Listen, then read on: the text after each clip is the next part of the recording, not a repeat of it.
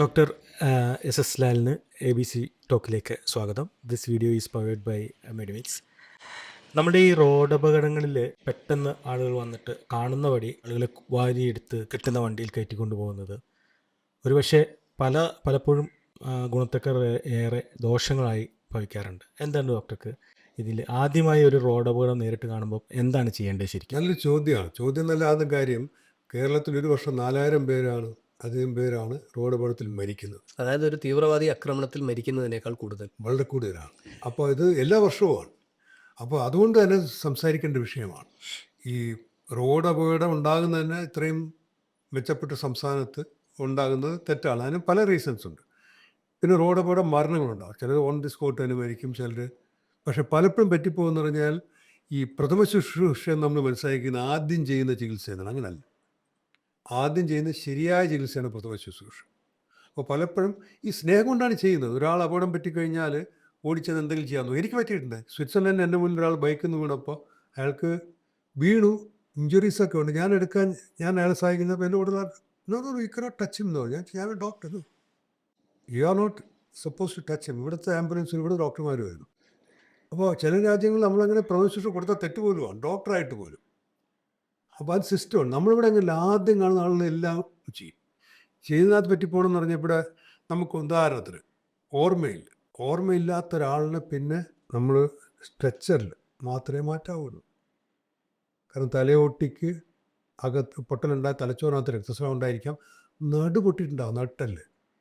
അയാൾക്കൊന്നും പറയാൻ കഴിയുന്നില്ല. അപ്പോൾ അതിനെ തീരുമാനമാണ്.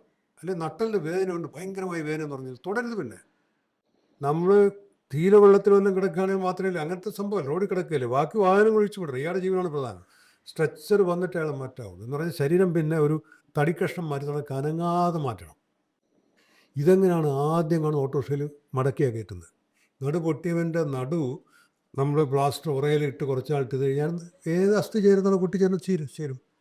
ഇതെന്ത് പറ്റുമെന്ന് പറഞ്ഞാൽ ഈ പിടിച്ചിങ്ങനെ മടങ്ങി ഓട്ടോറിക്ഷ കയറ്റുമ്പോൾ ഈ കശേരിക്കൾ മാറിയിട്ട് ഓട്ടോറിക്ഷ മാത്രമല്ല, കാറിന്റെ ബാക്ക് സീറ്റിലേക്ക് കയറ്റുക എന്ന് പറയുന്നത് ഭയങ്കര ബുദ്ധിമുട്ടുള്ള കാര്യമാണ്. കണ്ടതിൽ കയറ്റിക്കളെ.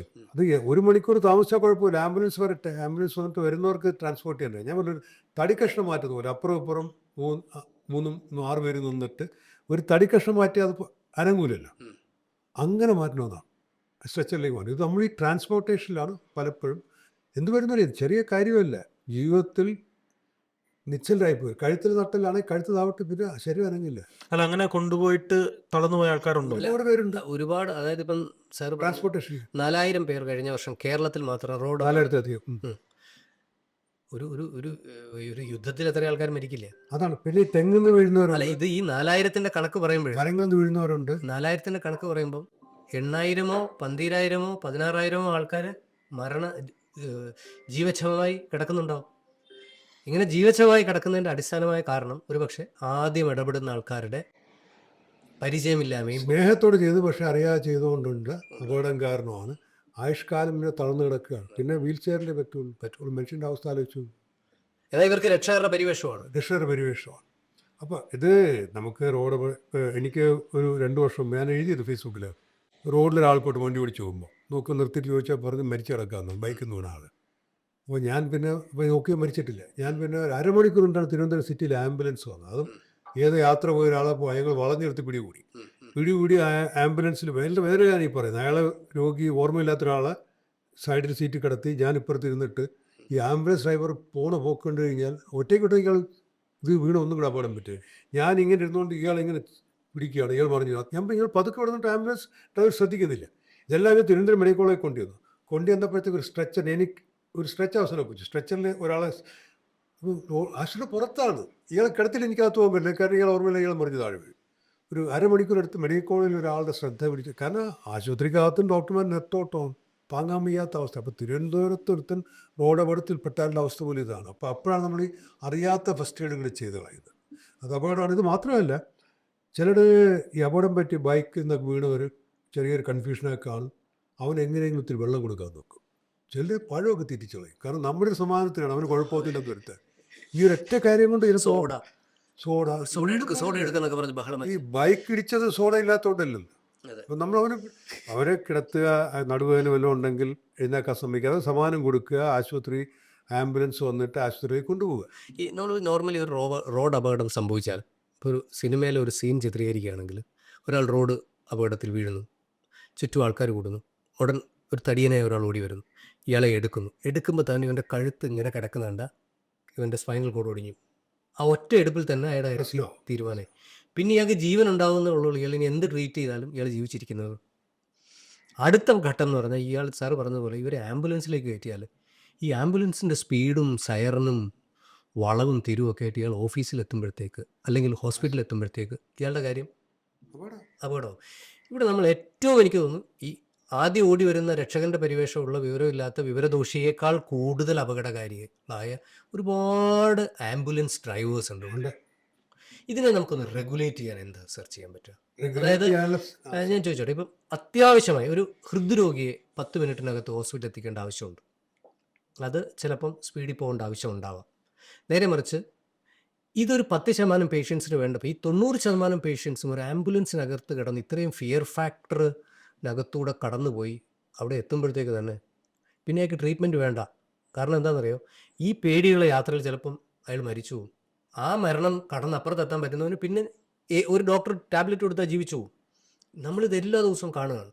ആംബുലൻസ് വരുന്നത് ഇടത്തോടെ കയറി വലത്തോടെ കയറി, പുറത്ത് നിൽക്കുന്നവർക്ക് ഇതിൻ്റെ സൈറൻ കേട്ട് പേടിക്കുകയാണ്. അപ്പോൾ ഇതിനകത്ത് കിടക്കുന്നവൻ്റെ ഇതിനെ നേരെ മറിച്ച് ഇവിടെ ഈക്കോ എന്ന് പറഞ്ഞ വണ്ടി, ചെറിയ വണ്ടി, നമുക്ക് ഇരുന്ന് കുടുങ്ങി പോകുന്ന വണ്ടി ആംബുലൻസ് ആയിട്ടുണ്ട്.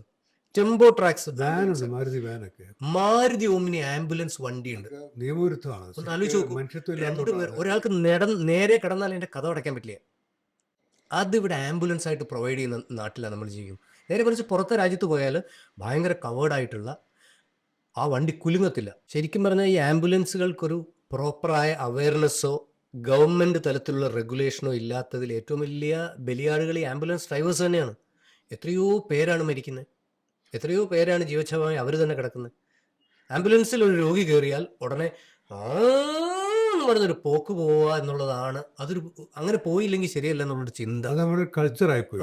ആംബുലൻസ് പറഞ്ഞാൽ മറ്റ് വാഹനങ്ങൾ പ്രിഫറൻസ് വേണമെന്നുള്ളതാണ്. കഴിയുമ്പോൾ വേഗത്തിലും പോകണം. വികസിച്ച നാടുകളിലൊക്കെ അങ്ങനെ തന്നെയാണ്. നേരത്തെ ഒന്നുകുട്ടി പറഞ്ഞ പോലെ സുരക്ഷിതമായിട്ടുള്ള വാഹനങ്ങളായി നല്ല വാഹനമായി. ഇവിടെ നമ്മൾ തിരിച്ചാണ്. ആംബുലൻസ് ആണെങ്കിൽ എങ്ങനെ വണ്ടി ഓടിക്കുകയാണ്, അത് നമ്മൾ മാറിയേ പറ്റുള്ളൂ. അല്ലെങ്കിൽ ഇത് കാരണം ഉണ്ടാകുന്ന അപകടം. ഞാൻ പറഞ്ഞു വന്നത്, ഇപ്പം നമ്മൾ പുതിയ ഹൈവേ ഒക്കെ വലിയ റോഡുകളൊക്കെ വരികയാണ്. എല്ലാവരും പേര് അത് കാരണം അപകടം കുറയുമെന്നാണ്. എൻ്റെ ഒരു അനുഭവം വെച്ചിട്ടൊരു ഞങ്ങൾ ഭയക്കുന്നത് അപകടം കൂടുമെന്നാണ്. കാരണം ഇപ്പോൾ 60-70 കിലോമീറ്ററിലേക്ക് നമുക്ക് പോകാൻ പറ്റുന്നോ? ഈ പോകുന്ന 120 കിലോമീറ്ററിലൊക്കെ ആയിരിക്കും. ഹൈ സ്പീഡ് ആക്സിഡൻറ്റ്സ് കൂടാൻ പോകുന്നത് നമ്മുടെ നാട്ടിൽ. അപ്പോൾ വളരെ പ്രശ്നമാണത്. പിന്നെ ഈ എല്ലാം ചെറിയ വലുതും എല്ലാ വാഹനങ്ങളുടെയൊക്കെ ഇതിനകത്ത് പോകുമ്പോഴത്തെ അപകടങ്ങളുടെ എണ്ണം കൂടാൻ പോവുകയാണ്. നമ്മൾ ഇതിനകത്ത് വളരെ കാര്യമായിട്ട് ശ്രദ്ധിക്കേണ്ട ഒരു മേഖലയും കൂടെയാണ്. പിന്നെ ഇത് മാത്രമല്ല, ഞാൻ നേരത്തെ പറഞ്ഞു തന്നതാണ്, ഈ ബൈക്കൊക്കെ ഞാൻ കണ്ടിട്ടുണ്ട് ഇതേ സീൻ. ബൈക്ക് അപകടത്തിൽ വീണ് തലയിടിച്ച് വീണ് അല്ലെങ്കിൽ ഒരു ആൾ കറങ്ങിയിരിക്കുക, അയാളെ കൊണ്ട് ആദ്യം കാണുന്ന ഒരു ഇരുത്തി സംസാരിക്കുക, വീശിയ കൊടുക്കുകയൊക്കെ സഹായിക്കാൻ വേണ്ടി ചെയ്യുന്നതാണ്. അതിൻ്റെ ഇടയിൽ ഒരു നാരങ്ങ ജ്യൂസ് വാങ്ങിച്ച് കൊടുക്കുന്നത്, ചില പഴവും തീറ്റി എന്ന് പറഞ്ഞാൽ ചിലപ്പോൾ ഈ കരളിലൊക്കെ ആയിരിക്കും ഇഞ്ചുറി, പുറത്ത് ഇഞ്ചുറി ആണ്, ഇൻറ്റേർണൽ ഇഞ്ചുറി ആയിരിക്കും. കരളൊക്കെ ചിലപ്പോൾ മുറിഞ്ഞിരിക്കുക, വേർപെട്ടിരിക്കുകയായിരിക്കും, രക്തസ്രാവം അകത്തുണ്ടാവും. അയാൾ എത്രയും പെട്ടെന്ന് ആശുപത്രിയിൽ എത്തിച്ചിട്ട് അയാൾക്ക് ഓപ്പറേഷൻ ചെയ്യേണ്ട അവസ്ഥയായിരിക്കും. ഓപ്പറേഷൻ ചെയ്ത് രക്ഷിക്കാൻ പറ്റും. ഓപ്പറേഷൻ ചെയ്യണമെങ്കിൽ ഒരു 5-6 മണിക്കൂർ നേരത്തെ ഭക്ഷണമൊന്നും കഴിച്ചിരിക്കാൻ പാടും. വരുമ്പോഴത്തെ പഴം തിന്നിട്ടാവുന്നതായിരിക്കും അപകടം പറ്റുക. അപ്പോൾ ഇതിന് വേണ്ടി വെയിറ്റ് ചെയ്യും. അപ്പോൾ ഞാൻ പറഞ്ഞത് സ്നേഹത്തിൽ ചെയ്യുന്നതാണ്, പക്ഷേ ആദ്യം ചെയ്യുന്നതല്ല ഫസ്റ്റ് എയ്ഡ്. കഴിവതും ഒന്നും ചെയ്യാതിരിക്കുന്ന അറിയുന്ന ഒരാൾ വരുന്നത് വരെ പറ്റുമെങ്കിൽ വെയിറ്റ് ചെയ്തിട്ട്, അല്ലെങ്കിൽ കൂട്ടത്തിൽ ചോദിക്കണം ആരെങ്കിലും ഫസ്റ്റ് എയ്ഡ് അറിയാവുന്ന ആരെങ്കിലും ഉണ്ടോ. പലപ്പോഴും നമ്മൾ ഈ ഡോക്ടർമാരായിരിക്കുമ്പോൾ തന്നെ നമ്മൾ ചിലപ്പോൾ സിറ്റുവേഷൻ നമ്മൾ ചെയ്യുന്നതിന് മുമ്പ് ഞാൻ പറഞ്ഞു നേരത്തെ പഴം തീറ്റിക്കുന്ന ഒരു 5-6 പേരെ കുപ്പിയായിട്ട് വെള്ളം കൊടുക്കാൻ നിൽക്കും ഓർമ്മയില്ലാത്തവർ. അപ്പോൾ ഇത് നമ്മൾ ഗവൺമെൻറ് ശ്രദ്ധിക്കണം. ഒരുപാട് ജനങ്ങൾക്ക് സ്നേഹം കൊണ്ടാണല്ലോ മനുഷ്യർ ചെയ്യുന്നത്. അപ്പോൾ എന്ത് ചെയ്യണം ചെയ്തുകൂടാന്നുള്ളത് പ്രചരിപ്പിക്കേണ്ട ഉത്തരവാദിത്വം സർക്കാരുകൾക്ക് ആരോഗ്യവകുപ്പിനുണ്ട്. ഈ ഹെൽമെറ്റ് അല്ല, ഇപ്പോൾ ടൂ വീലറുമായിട്ട് ബന്ധപ്പെട്ട ഹെൽമെറ്റ് വെച്ച് ആക്സിഡൻറ്റ് വന്നു കഴിഞ്ഞാൽ ഹെൽമെറ്റ് ഊരരുത്, അങ്ങനെയുള്ള പല കാര്യങ്ങളും നമ്മൾ കേൾക്കാറുണ്ട്. അതിനെന്തെങ്കിലും ഹെൽമെറ്റിൻ്റെ കാര്യം ചോദിച്ചു തന്നാൽ, ഇപ്പോൾ എൻ്റെ വീടിനടുത്തൊരു എനിക്ക് വളരെ അടുപ്പമുള്ള ഒരാൾ നോക്കിയപ്പോൾ ഒരു ദിവസം വലിയ ഫ്ലെക്സിൽ പണം ഞാൻ ചെന്ന് അപ്പോഴാണെന്ന് മരിച്ചു. വളരെ അടുപ്പമുള്ള ഒരാൾ ചോദിച്ചു സ്കൂട്ടറിൽ പോയി തലയടിച്ചാണ് ചോദിച്ചപ്പോൾ ഹെൽമെറ്റ് വെച്ചില്ലായിരുന്നു. ഞാൻ ചോദിച്ചു, മരണ വീട് 2 ദിവസം കഴിഞ്ഞപ്പോഴാണ് ചോദിച്ചപ്പോൾ പറഞ്ഞു അത് സഹോദരൻ്റെ വീടാണ്, തൊട്ടടുത്താണ്ട് ഹെൽമെറ്റ് വയ്ക്കാതെ പോയത്. എനിക്ക് 2 വീലേഴ്സ് എല്ലാവരും പറഞ്ഞതാണ് തൊട്ടടുത്ത വീട്ടിലാണ് പോയെന്ന് തറക്കിടന്ന് കല്ലിനറിയും പാറയ്ക്കറിയില്ലെന്ന്, അല്ലെ എതിര് വശത്ത് ലോറിക്കാരനറിയില്ലെന്ന്. ഇടിച്ചു കഴിഞ്ഞപ്പോഴും ടൂ വീലർ ഇപ്പോഴും നമ്മൾ ഹൈവേയിൽ പോലും കാണാറുണ്ട്. ചെറിയ ഡിസ്റ്റൻസ് ആണെങ്കിൽ ഹെൽമെറ്റ് വയ്ക്കുക. ടൂ വീലർ ഓടിക്കുകയാണെങ്കിൽ ഹെൽമെറ്റ് വയ്ക്കണം നിർബന്ധമാണ്.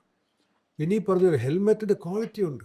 വില കുറഞ്ഞ ഹെൽമെറ്റ് വാങ്ങിച്ചു കഴിഞ്ഞാൽ ഹെൽമെറ്റ് പൊട്ടി ശരീരത്തിൽ അവിടെ ഇവിടെ കയറി പോകണം ഉണ്ടാകാറ്. പിന്നെ ചിലർ ഇങ്ങനെ വെറുതെ ഇട്ടേക്ക്, ഇത് പിടിപ്പിക്കില്ല. അവിടെ അപകടം പറ്റി താടിയെല്ലാം കൂടെ പൊട്ടിപ്പോകും. ഇത് ഹെൽമെറ്റ് ഉദ്ദേശിക്കുന്ന നമ്മുടെ ജീവൻ രക്ഷിക്കാനായിട്ടാണ്. അതായത് പോലീസുള്ള റൂട്ടിൽ ഹെൽമെറ്റ് വയ്ക്കും. ഇത് പോലീസുകാരുടെ വീട്ടിൽ നമ്മുടെ സ്ഥലയ്ക്ക് വേണ്ടിയിട്ടാണ്.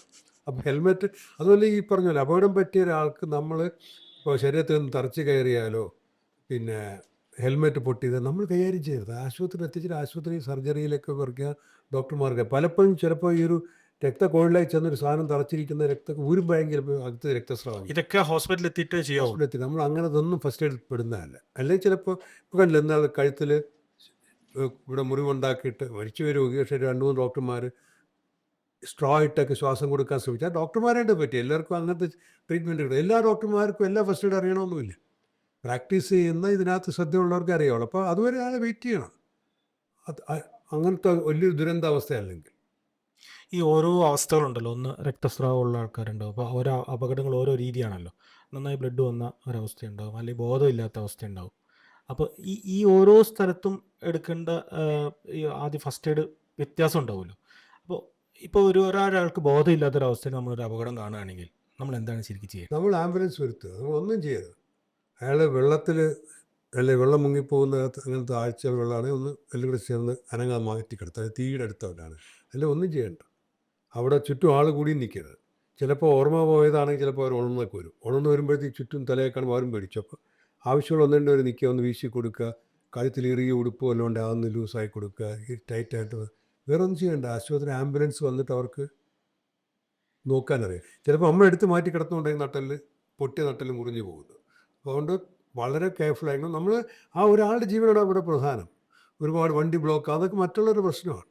എല്ലാ വണ്ടിക്കും അരമണിക്കൂർ കഴിഞ്ഞാൽ പോവാം. പക്ഷേ ഇയാളുടെ നമ്മൾ സൂക്ഷിച്ചല്ലേ ട്രാൻസ്പോർട്ട് ചെയ്യുന്നത്, അയാളുടെ ജീവിതം മുഴുവൻ വീൽ ചെയറിലായി പോകും. അപ്പോൾ നമ്മളവിടെ നിന്ന് ഒന്നെങ്കിൽ ആംബുലൻസ് അല്ലെങ്കിൽ പോലീസിനെ വിവരം അറിയിക്കുക എന്നുള്ളതാണ് ചെയ്യേണ്ടത്. അങ്ങനെ ചിലപ്പോൾ ഡോക്ടർമാരായാലും ഒക്കെ നഴ്സുമാർ കാണാൻ അവരുടെയൊക്കെ ഹെൽപ്പ് എടുക്കാം ഒരു ആവശ്യമുണ്ടെങ്കിൽ. പിന്നെ കോൺഷ്യസ് ആണ്, വേറെ വേദന ഒന്നുമില്ലെന്ന് പറഞ്ഞാൽ വ്യത്യാസമാണ്. ഈ പുറത്ത് ഇഞ്ചുറിയിൽ ഞാൻ നേരത്തെ പറഞ്ഞു ചിലപ്പോൾ ആന്തരിക അവയവങ്ങൾ മുറിഞ്ഞിട്ടുണ്ടാകും ഇടിയുടെ ആഘാതത്തിലൊക്കെ. അപ്പോൾ അത് അവരോട് ചോദിക്കണം. നമ്മുടെ ജഡ്ജ്മെൻ്റ് അല്ല, അയാളോട് ചോദിക്കണം എങ്ങനെ അവസ്ഥ. ഇയാൾ ഉടനെ ചാടി എഴുന്നേൽപ്പിക്കുക, പിടിച്ചിരുത്തുക, എഴുന്നേൽപ്പിച്ച് നടത്തുക ഒന്നും വേണ്ട. പിന്നെ വെള്ളം കൊടുക്കുക, ഭക്ഷണം കൊടുക്കുക ഒന്നും അത്യാവശ്യമില്ല. ഇതൊക്കെ പിന്നീട് ചെയ്യാവുന്നതാണ്, ചിലപ്പോൾ ചെയ്തുകൂടാത്തതാണ്. പിന്നെ വേറെ പ്രശ്നമുണ്ട്. വീണ് കൈക്കൽ വരുന്നത് പിടിച്ചൊരു കുടയിലാണ് കൈ. ഇത് സാർവത്രികം എന്തിനാണ് എന്നോ നമ്മൾ പഠിച്ചു പോയതാണ്. ചിലപ്പോൾ ഒന്ന് പൊട്ടിയിട്ടുണ്ടാകും, ചെറിയൊരു പൊട്ടലെങ്കിൽ അസ്ഥി അവിടെ അങ്ങനെ ഇരിക്കുക, കൊണ്ടുപോയി പ്ലാസ്റ്റിക് അതുപോലെ ഇരിക്കുന്നത് ഈ പിടിച്ച് കുടഞ്ഞ കാരണം അസ്ഥി പൊട്ടിയത് മാറിപ്പോകും. പിന്നെ ഓപ്പറേഷൻ വേണ്ടി വരും. കുട്ടികൾ ഇവിടെ എടുത്ത് വെച്ച് കമ്പ്ലീറ്റ് കുട്ടിയെ മൊത്തത്തിൽ കുടയില്ല. എന്തൊരു കഷ്ടമാണെന്ന്. നമ്മൾ സ്നേഹത്തിൽ ചെയ്യുന്നതാണ്. കുട്ടിയുടെ ഒരു എല്ലാം വല്ലതും പൊട്ടിയിട്ടുണ്ടാവും, ആദ്യം എടുത്ത് നമ്മൾ കുടഞ്ഞ് നമ്മൾ എൻ്റെ കുട്ടിക്ക് ഒരുപാട് ബുദ്ധിമുട്ടുണ്ടാകില്ല. അപ്പോൾ നമ്മൾ ആദ്യം ചെയ്യുന്നതല്ല ഫസ്റ്റ് എയ്ഡ്. ആദ്യം ചെയ്യുന്ന ശരിയായ പ്രവൃത്തിയാണ് ഫസ്റ്റ് എയ്ഡ്. അത് ശ്രദ്ധിക്കണം. സ്നേഹം കൂടുതലുണ്ടോ ചെയ്യുന്നതല്ല ഫസ്റ്റ് എയ്ഡ്. സ്നേഹം ഉണ്ടെങ്കിൽ എല്ലാവരും സ്നേഹം വേണം. അപകടത്തിൽപ്പെട്ടവർ പ്രത്യേക സ്നേഹം. സ്നേഹമുള്ളപ്പോഴും കൃത്യമായി ചെയ്യുന്നതാണ് ഫസ്റ്റ് എയ്ഡ്. അല്ലെങ്കിൽ കൃത്യമായി ചെയ്യാനൊരാൾ വരുന്നത് വരെ ഒന്നും ചെയ്യാതിരിക്കുന്നത് ഫസ്റ്റ് എയ്ഡിൻ്റെ ഭാഗമാണ്. ഇത് ഇങ്ങനെയുള്ള കാര്യങ്ങളൊക്കെ ശരിക്കും നമുക്ക് ഈ ഡ്രൈവിംഗ് ലൈസൻസ് എടുക്കുന്ന സമയത്ത് ഒരു ഫസ്റ്റ് എയ്ഡും കൂടി ഒന്ന് പഠിപ്പിക്കുന്ന ഒരു കാര്യം ഉണ്ടായിക്കഴിഞ്ഞാൽ ഇത് ഒരുമാതിരിപ്പെട്ട ഡ്രൈവർമാർക്കൊക്കെ ഇത് അറിയാൻ പറ്റൂലേ? പഠിച്ചു ശരിക്കും എന്നൊക്കെ അത് വെപ്പ് വേണ്ടതല്ലേ?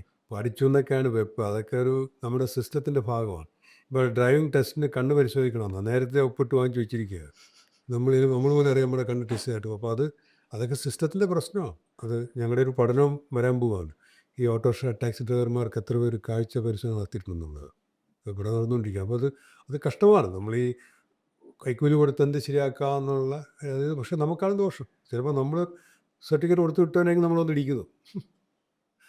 അത് കഷ്ടമാണ്. ഇവിടെ ഇത്തരം സന്ദർഭങ്ങളിൽ നമ്മൾ കാണുന്ന ഒരു അവസ്ഥ എന്ന് പറഞ്ഞാൽ, ഇപ്പോൾ സപ്പോസ് ഇപ്പം ഞാൻ അപകടത്തിൽ പെട്ട് കിടക്കുന്ന ഒരു അവസ്ഥയാണെങ്കിൽ എനിക്കൊന്നും ചെയ്യാൻ പറ്റാത്ത അവസ്ഥയിലാണ്. ഒരുപാട് പേർ ഇടപെടുന്നു. എനിക്ക് എൻ്റെ ആരോഗ്യത്തിൽ ഇപ്പം റോഡ് സൈഡിൽ ഞാൻ വീണു എന്ന് വയ്ക്കുക, എനിക്ക് ബോധമുണ്ട്, എനിക്ക് വേദനയുണ്ട്, എനിക്ക് ആൾക്കാരുടെ സഹായം വേണം താനും. പക്ഷെ സഹായിക്കാൻ വേണ്ടി ഒത്തുകൂടുന്ന ആൾക്കാർ, സഹായിക്കണമെന്ന് ആഗ്രഹമുള്ള ആൾക്കാരും, ചിലപ്പോൾ ലോക്കലായിട്ടുള്ള ആൾക്കാർ, റൂഡായി പെരുമാറുന്ന ആൾക്കാർ, അവർ സ്നേഹം കാണിക്കുന്നത് ഉച്ചത്തിൽ സംസാരിച്ചും ബഹളം വെച്ചൊക്കെയുള്ള ആൾക്കാർ, അത്തരം ഒരു സാഹചര്യത്തിൽ നമ്മൾ പെടുകയാണെങ്കിൽ, അവർ ചില കാര്യങ്ങൾ ചെയ്യാൻ ശ്രമിക്കുകയാണെങ്കിൽ, ഇത് മണ്ടത്തരമാണെന്ന് എനിക്കറിയാമെങ്കിൽ എനിക്കതിനകത്ത് ഇടപെടാൻ എങ്ങനെ കഴിയും? വളരെ നല്ലൊരു ചോദ്യമാണ്. ഇപ്പോൾ 2 സാഹചര്യമാണ് പ്രധാനമായിട്ട്. ഇപ്പോൾ നമുക്ക് ഓർമ്മയില്ല, നമുക്കൊന്നും ചെയ്യാൻ പറ്റില്ല.